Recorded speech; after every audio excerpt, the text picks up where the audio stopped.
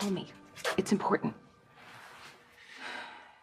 Thank you for coming in, Mrs. Corinthos. This is pointless. I already answered all your questions the other night, the floating rib. When Mary Pat's head was found? You guys are wasting your time. I'm not answering any questions without my attorney present. Then how do you explain the strands of hair found in the hands of Mary Pat Ingles' decapitated body? Any theories on how they got there? Isn't that the job of the PCPD? I mean, you follow the clues, and then through deductive reasoning, you come up with your own theories. If you're going to ask my client to do your job for you, I'm going to insist that the city refund a commensurate amount of her taxes. Miss Miller, always a pleasure. Likewise, Commissioner. It really is. Every time you tear me to shreds, I feel like I learned something. Well, thank you, Detective. Sarcasm, original. And as it happens, we're doing exactly what you described. We followed the clues, and they brought us right to your client.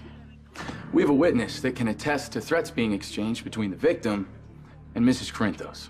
Purely coincidental. Your evidence is circumstantial at best. Given that Mrs. Corinthos was present when the head was found, and we have a headless body clutching strands of her hair in its hand, we'd be derelict in our duty if we didn't investigate.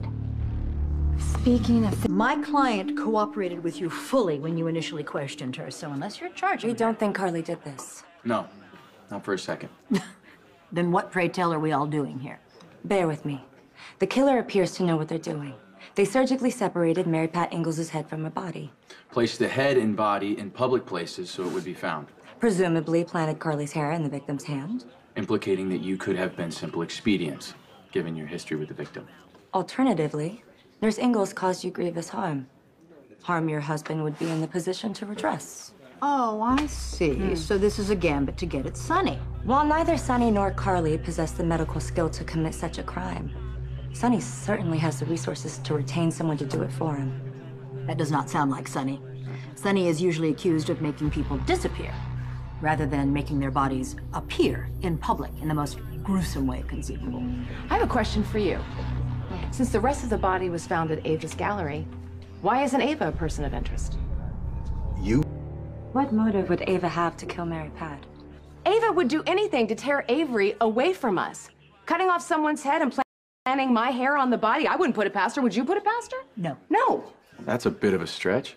Unlikely, but possible. You're damn right, it's possible. Ava has the connections and the resources. She would have no problem finding someone to do the deed and set me up for it. So I'm just going to assume that Ava Jerome is also being questioned? I can assure you both we are exploring all avenues. So are we finally done here? For now, Carly, you're free to go. Thank you. But you're still a person of interest, so... I have no intention of leaving town, given my family, my business, and my entire life is here. On the other hand, you might want to figure out how half of Mary Pat ended up holding my hair.